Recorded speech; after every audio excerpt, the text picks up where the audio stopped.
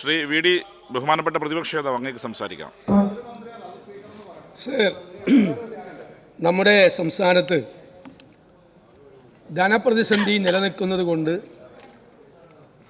വികസന രംഗത്തും ക്ഷേമപ്രവർത്തനങ്ങളുടെ കാര്യത്തിലും സർക്കാർ നടത്തേണ്ട അത്യാവശ്യം പർച്ചേസുകളിലുമെല്ലാം ഗുരുതരമായ തകർച്ചയാണ് കഴിഞ്ഞ കുറേ മാസങ്ങളായി കണ്ടുകൊണ്ടിരിക്കുന്നത്. സാർ, ഇത് ഇന്ന് തീരും നാളെ തീരും എന്നുള്ള പ്രതീക്ഷയിലായിരുന്നു എല്ലാവരും. അങ്ങനെ ഒരു പ്രതീക്ഷ ബജറ്റിൽ ധനകാര്യമന്ത്രി നൽകുകയും ചെയ്തിരുന്നു.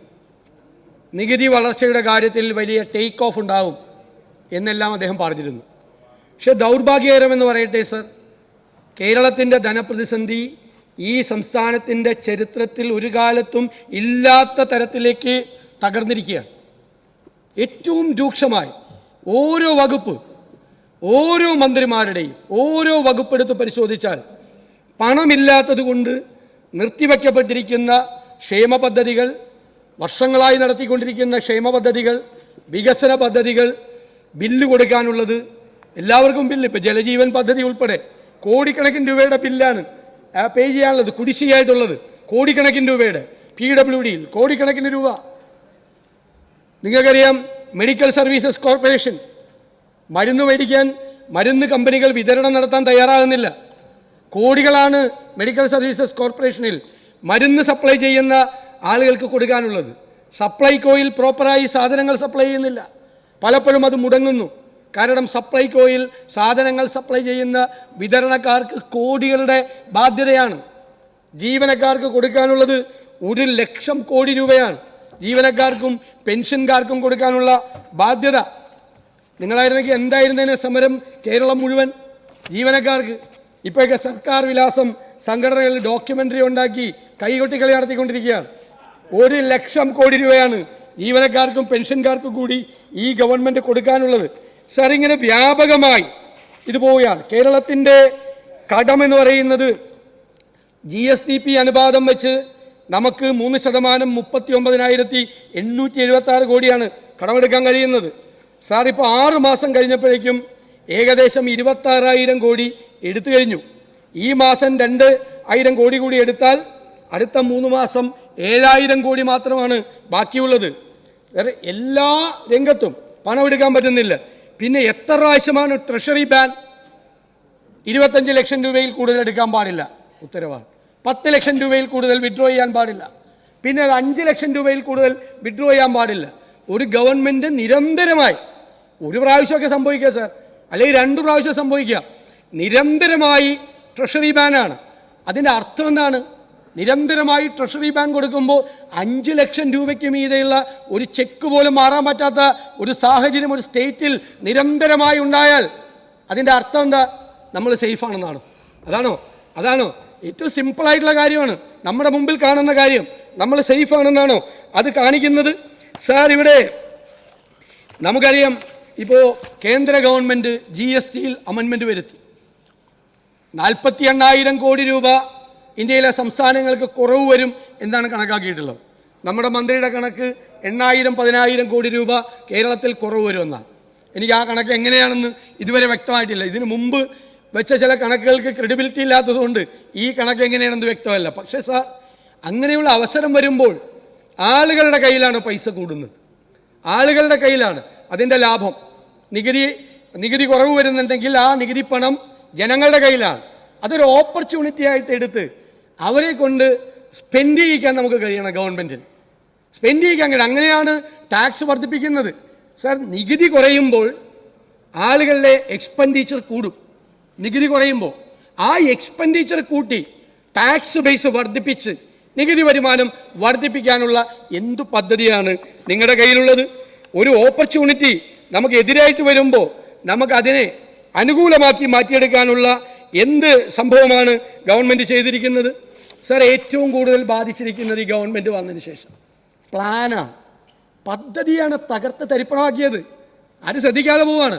സാധാരണഗതിയിൽ ഒരു ഗവൺമെൻറ് വരുമ്പോൾ ഒരു പദ്ധതി പ്ലാൻ എമൗണ്ട് വെച്ചിട്ട് അത് 5 വർഷം കൊണ്ട് അത് വർദ്ധിച്ച് നല്ല രീതിയിൽ ഒരു 30% മുതൽ 50% വരെ പ്ലാൻ ഔട്ട്ലേ വർദ്ധിക്കും. കേരളത്തിലെ സ്ഥിതി എന്താ? 30,000 കോടി, 27,000 കോടി, പിന്നെ 30,000 കോടി, വീണ്ടും 30,000 കോടി, പിന്നെ 32,000 കോടി. സ്റ്റാഗ്നൻ്റായിട്ട് പോവുകയാണ് പ്ലാൻ ഔട്ട്ലേ എന്ന് പറയുന്നത് സ്റ്റാഗ്നൻ്റാണ്. ഏത് കാലത്താണ് ഉണ്ടായിരുന്നത്? ഏത് കാലത്തോ? വല്ല 2008 ഗ്ലോബൽ റിസഷൻ്റെ കാലത്തോ അല്ലെ കോവിഡിൻ്റെ കാലത്തോ നമുക്ക് മനസ്സിലാക്കാം. കോവിഡിൻ്റെ കാലത്താണ് 27,000 കോടിയായത്. പിന്നെ കോവിഡ് കഴിഞ്ഞ് തിരിച്ചെത്തിയിട്ടും ഈ പ്ലാൻ ഔട്ട്ലേ എന്ന് പറയുന്ന എമൗണ്ട് പോലും വർദ്ധിക്കുന്നില്ല. സാർ, അതിൻ്റെ വിക്ടിംസ് ആരാ? പട്ടികജാതിക്കാർക്ക് 10% കൊടുക്കണം. കഴിഞ്ഞ 5 കൊല്ലമായിട്ട് പട്ടികജാതിക്കാർക്ക് ഒരേ എമൗണ്ടാണ് ആ വകുപ്പുകൾക്ക് കിട്ടുന്നത്. പട്ടികവർഗക്കാർക്ക് ഒരേ എമൗണ്ടാണ്. പ്ലാൻ ഔട്ട്ലേ വർദ്ധിച്ചാലല്ലേ പെർസെൻറ്റേജ് വർദ്ധിച്ച് അവരുടെ അലോക്കേഷൻ വർദ്ധിക്കുള്ളൂ. അതില്ല. മാത്രമല്ല, അതിൻ്റെ മീതെ പ്ലാൻ കട്ടാണ്. എന്തൊരു പ്ലാൻ കട്ടാണ്! പട്ടികജാതിക്കാരോട് പറഞ്ഞു, പട്ടികജാതിക്കാരുടെ പ്ലാൻ 500 കോടി കട്ട് ചെയ്തു, പട്ടികവർഗക്കാരുടെ 112 കോടി കട്ട് ചെയ്തു. എന്നിട്ട് ഇവിടെ ഓരോ പരിപാടി വയ്ക്കും. ഇവിടെ തന്ന ഉത്തരവുണ്ട്. ഇവിടെ തന്ന ഉത്തരത്തിൽ പട്ടികജാതി മന്ത്രി തന്നിരിക്കുന്ന ഉത്തരം, പട്ടികജാതി വിഭാഗ വിദ്യാർത്ഥികൾക്കുള്ള സ്കോളർഷിപ്പ് പദ്ധതി പ്രീ മെട്രിക് തലത്തിൽ പഠിക്കുന്ന പോസ്റ്റ് മെട്രിക് തലത്തിൽ പഠിക്കുന്ന പട്ടികവർഗ വിദ്യാർത്ഥികൾക്ക് നിലവിൽ സ്കോളർഷിപ്പായി 9,42,74,000 രൂപ അനുവദിച്ച് നൽകാനുണ്ട്. ക്ലെയിം പട്ടികജാതി വിഭാഗത്തിൽപ്പെട്ടവർക്കായി പട്ടികജാതി വികസന വകുപ്പ് മുഖേന നടപ്പാക്കുന്ന ചികിത്സാ സഹായ പദ്ധതികൾ. സർ, ചികിത്സാ ധനസഹായം 34,22,00,000. വിവാഹ ധനസഹായം 58,70,00,000. മിശ്ര വിവാഹ ധനസഹായം 65,12,00,000. ഏക വരുമാനദായകൻ്റെ മരണം ധനസഹായം 15 കോടി. വിദേശ തൊഴിൽ ധനസഹായം കഴിഞ്ഞ ദിവസം ഇവിടെ ആരോ ഇത് പറഞ്ഞിരുന്നു 56 കോടി. ഇങ്ങനെ പട്ടികജാതിക്കാർക്ക്, ഞാൻ ആവർത്തിക്കുന്നില്ല, നമ്മുടെ നാടിലെ ഒരു പ്രയോറിറ്റി വേണ്ടേ, മുൻഗണന. ഈ പാവപ്പെട്ട കുട്ടികൾ പഠിക്കുന്ന സ്കോളർഷിപ്പുകൾ പോലും പട്ടികവർഗത്തിൽ പഠിക്കുന്ന ഏറ്റവും പാവപ്പെട്ട വിദ്യാർത്ഥികളുടെ സ്കോളർഷിപ്പ് പോലും കൊടുക്കാൻ പറ്റാത്ത രൂക്ഷമായ ധനപ്രതിസന്ധിയിലൂടെയാണ് ഈ സ്റ്റേറ്റ് കടന്നു പോകുന്നത്. സർ, പ്ലാൻ എക്സ്പെൻഡിച്ചർ എത്രയാണ്? 42,653 കോടിയാണ് ഈ വർഷത്തെ പ്ലാൻ ഔട്ട്ലേ, അല്ലേ എന്നാ പറഞ്ഞിരിക്കുന്നത്. പക്ഷേ 21% എക്സ്പെൻഡിച്ചർ ഇന്ന് വരെ. ഫിനാൻഷ്യൽ പ്രോഗ്രസ് 21% സർ, 9,215 കോടിയാണ് LSCDയുടെ പ്ലാൻ ഔട്ട്ലേ. എത്രയാ എക്സ്പെൻഡിച്ചർ? 15 കോടി. അടുത്ത മാസം ഇലക്ഷൻ പ്രഖ്യാപിക്കാൻ പോവുക ലോക്കൽ ബോഡിയിലേക്ക്. 15%, 15% എക്സ്പെൻഡിച്ചർ എന്ന് പറയുന്നത്. സർ, 6 മാസം കഴിയുമ്പോൾ പ്ലാൻ എക്സ്പെൻഡിച്ചർ 21% ആയിട്ടുള്ളൂ എന്ന് പറഞ്ഞാൽ വേറെ ഏത് കണക്ക് നേടിയാൽ പോകേണ്ടത്? വേറെ ഏത് ഫിസ്ക്കൽ ഇൻഡിക്കേറ്ററാണ് നിങ്ങൾക്ക് വേണ്ടത്? ഏത് ഇൻഡിക്കേറ്ററാണ് വേണ്ടത്? കയ്യിൽ പൈസ ഇല്ല, അതുകൊണ്ട് കാര്യങ്ങൾ നടക്കുന്നില്ല എന്നതാണ് യാഥാർത്ഥ്യം. അതുകൊണ്ട് പദ്ധതി പ്രവർത്തനങ്ങൾ കഴിഞ്ഞ നിരവധി വർഷമായി വളരെ ഒച്ചിഴയുന്ന വേഗത്തിലാണ്. എന്നിട്ട് ലോക്കൽ ബോഡിക്ക് സ്പിൽ ഓവർ കൊടുത്തിട്ട് അത് ആ വർഷത്തെ പദ്ധതിയിൽ നിന്ന് എടുക്കാൻ പറയുകയാണ്. കാർഷിക മേഖല മുഴുവൻ വലിയ തകർച്ചയിലാണ്. സർ, പ്ലാൻ എക്സ്പെൻഡിച്ചർ എത്രയാ? 20%. Urban development 23%. Social welfare 28%. Sir, വ്യവസായം 23%. പവർ ഇല്ല. വനം 23.31%. രൂക്ഷമായ പ്രശ്നമാണ് മലയോരത്ത്. പൈസ കൊടുക്കുന്നില്ല. പരമ്പരാഗതമായ സംവിധാനങ്ങൾ, ഹ്യൂമൻ ആനിമൽ കോൺഫ്ലിക്റ്റ് തടയാനുള്ള പരമ്പരാഗതമായ സംവിധാനങ്ങൾ പോലും ഏർപ്പെടുത്താൻ പൈസയില്ലാതെ മലയോരത്തെ പാവപ്പെട്ട ജനങ്ങളെ വിധിക്ക് വിട്ടുകൊടുത്തിരിക്കുന്ന സർക്കാരാണിത്. സാർ, ക്ഷേമ പ്രവർത്തനങ്ങളോ?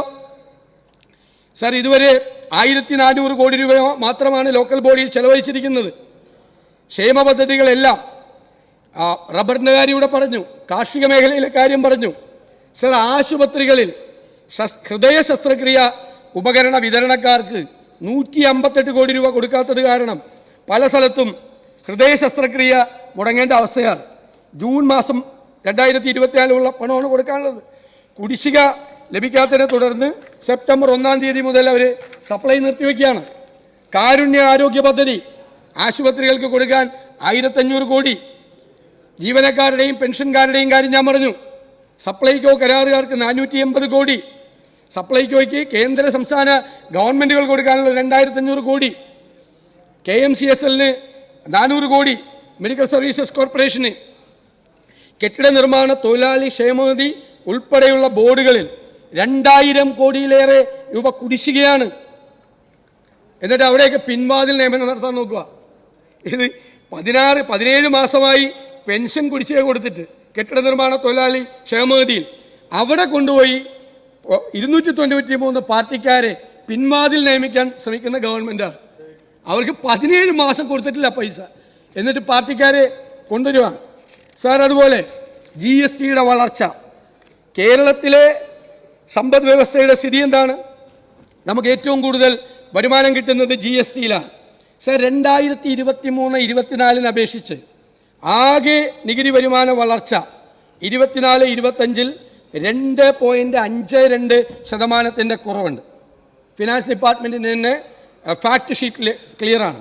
2023-24 വരുമാന വളർച്ച 6.59% ആയിരുന്നുവെങ്കിൽ 2024-25 വളർച്ച 4.07%.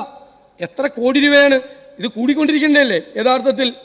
ഈ സാമ്പത്തിക വർഷത്തിൽ ഏപ്രിൽ 6.18, മെയ്യിൽ 7.7%. ഇതൊന്നും ഒരു വളർച്ചയ്ക്കുള്ള സാധ്യതകൾ ഒന്നും കാണുന്നില്ല, താഴോട്ട് വരികയാണ്. ഇത് നമുക്ക് എല്ലാവർക്കും അറിയാം. GST വകുപ്പ് ഉള്ള വരുമാനം ഗൗരവമായി കുറയുകയാണ്. മറ്റ് സംസ്ഥാനങ്ങളുടെ കുഞ്ഞാലൂർ സാഹിബ് വളരെ വിശദമായി അത് പറഞ്ഞു. ഓരോ സ്ഥലത്തെയും economic growth, real economic growth south Indian സ്റ്റേറ്റ്സിൻ്റെ മുഴുവൻ താരതമ്യപ്പെടുത്തി ഏറ്റവും മോശം സ്ഥിതി കേരളത്തിലാണ് എന്ന് അദ്ദേഹം കണക്കുകൾ സഹിതം ഇവിടെ വ്യക്തമാക്കി. സർ, ഈ KGSTയിൽ മുൻ വർഷത്തേക്കാൾ 454 കോടി രൂപ മാത്രമാണ് വർധന. KGST നമുക്കറിയാം മുൻവർഷത്തെ 3.46% നിന്ന് 1.66% KGSTയുടെ വളർച്ച കുറഞ്ഞു. എവിടുന്ന KGST കിട്ടുന്നത്? പെട്രോൾ, ഡീസൽ, മദ്യം, ബാർ, ഡിസ്റ്റിലറി ഇവയുടെ വിൽപ്പന നികുതിയാണ് KGST ആയിട്ട് വരേണ്ടത്. സർ, ടാക്സ് ബേസോ? വ്യവസായ മന്ത്രി പറഞ്ഞു 5 ലക്ഷം സംരംഭങ്ങൾ കഴിഞ്ഞ 4 വർഷം കൊണ്ട് കേരളത്തിലുണ്ടായി അല്ലേ? പക്ഷേ ടാക്സ് ബേസ് കൂടണ്ടേ? ടാക്സ് ബേസിൻ്റെ ഗ്രോത്ത് എന്ന് പറയുന്നത് വളരെ നോമിനലായിട്ടുള്ള ഗ്രോത്താണ്. പുതിയ സംരംഭങ്ങൾ തുടങ്ങിയെങ്കിൽ അതെല്ലാം ടാക്സിൻ്റെ നെറ്റ്വർക്കിൽ വരണ്ടേ? വരുമാനം വരണ്ടേ? ടാക്സ് ബേസ് വളരെ സ്ലോ പ്രോസസ്സാണ്. മറ്റു പല സംസ്ഥാനങ്ങളിലും ആ ബേസ് നെറ്റ്വർക്ക് വർദ്ധിച്ചുകൊണ്ടിരിക്കുമ്പോൾ ഇവിടെ യാതൊന്നുമില്ല. ഇവിടെ ഈസിയായിട്ട് പ്രൊഫഷണലായി food safety department, local body, fire and safety, labour commissioner ഇവരുടെ കയ്യിലുള്ള ഡേറ്റ പരിശോധിച്ച് ഒന്ന് അനലൈസ് ചെയ്ത് ഒരു ഫീൽഡ് സർവേ നടത്തി ഒരു മാസത്തിൽ ഒരു ജില്ലയിൽ 1000 പേരെയെങ്കിലും GST രജിസ്ട്രേഷൻ പരിധിയിൽ കൊണ്ടുവരാൻ നിങ്ങൾക്ക് സാധിച്ചിരുന്നെങ്കിൽ ഒരു വർഷം കൊണ്ട് ഏറ്റവും കുറഞ്ഞത് 10,000 പേരെയെങ്കിലും ടാക്സിൻ്റെ നെറ്റ്വർക്കിൽ കൊണ്ടുവരാൻ ശ്രമിക്കായിരുന്നു. നിങ്ങളുടെ ഈ GST വകുപ്പ്, ഞങ്ങൾ തുടക്കത്തിലേ പറഞ്ഞു, നിങ്ങൾ റീസ്ട്രക്ചർ ചെയ്യാൻ വൈകി. റീസ്ട്രക്ചർ ചെയ്തിട്ടും കാലത്തിനനുസരണമായ മാറ്റം GST വകുപ്പിൽ ഉണ്ടായിട്ടില്ല. നികുതി വെട്ടിപ്പ് നടക്കുന്നു. ഞാനിപ്പോൾ അടിയന്തര പ്രമേയത്തിൻ്റെ ചർച്ചയിലായതുകൊണ്ട് ഒരു ആരോപണം ഉന്നയിക്കുന്നില്ല. വളരെ ഗൗരവതരമായ സംഭവങ്ങൾ GST വകുപ്പുമായി ബന്ധപ്പെട്ട് നടക്കുന്നുണ്ട്. വരാനിരിക്കുന്ന ദിവസങ്ങളിൽ ആ കാര്യങ്ങൾ പറയാം. റൂൾസിനെതിരാണ് അങ്ങനെ ആരോപണം ഉന്നയിച്ചാൽ, അതുകൊണ്ട് ഞാൻ പറയുന്നില്ല.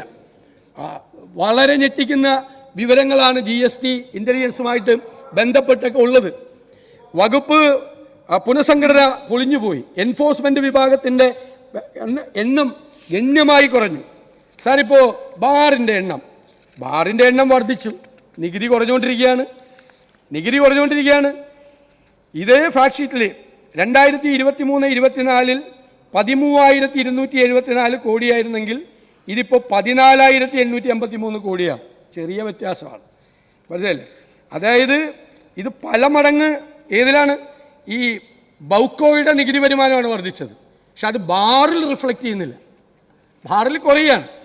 യഥാർത്ഥത്തിൽ 2022-23 617.23 കോടി രൂപ, മാസ ശരാശരി 51.41 കോടി രൂപ.